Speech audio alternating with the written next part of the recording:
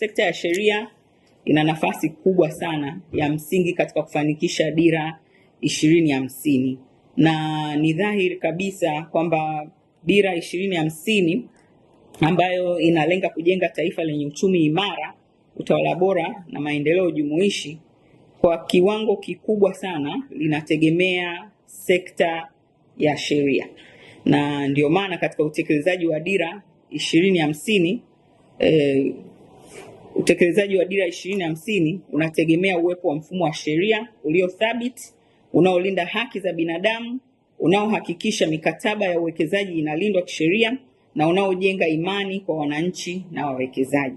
Hivyo basi, sekta ya sheria sio tu nyenzo ya utoaji haki, bali ni nguzo muhimu ya maendeleo ya taifa, kwani bila misingi imara ya sheria, haki na uwajibikaji, utekelezaji wa dira 2050 hauwezi kufikiwa kikamilifu.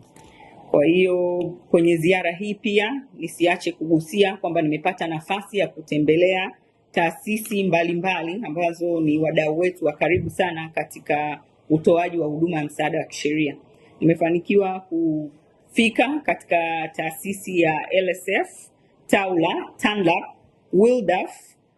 Nimetembelea kituo cha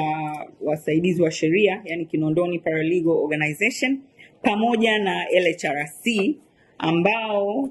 tumezungumza nao, nimepata kuwasikia, lakini na kuendelea kuhakikishia kwamba Wizara ya Katiba na Sheria itashirikiana nao na hasa katika kutoa huduma hii muhimu ya msaada wa kisheria, elimu ya kisheria na uwakilishi kwa wananchi, na hususan kwa wananchi wale wenye mahitaji maalum wanaohitaji huduma hizi za uwakilishi wa kisheria lakini hawana uwezo wa kugharamia. Basi watoaji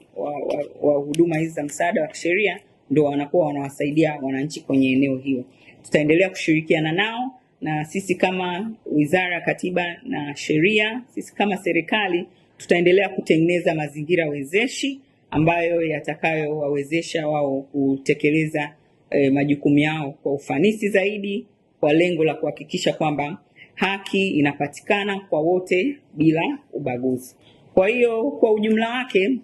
ziara hii ililenga kuimarisha usimamizi, kubaini changamoto na kuweka mikakati ya kuboresha utoaji wa huduma katika sekta ya sheria na haki ili kujenga mfumo imara unaozingatia misingi ya haki, uwazi na uwajibikaji.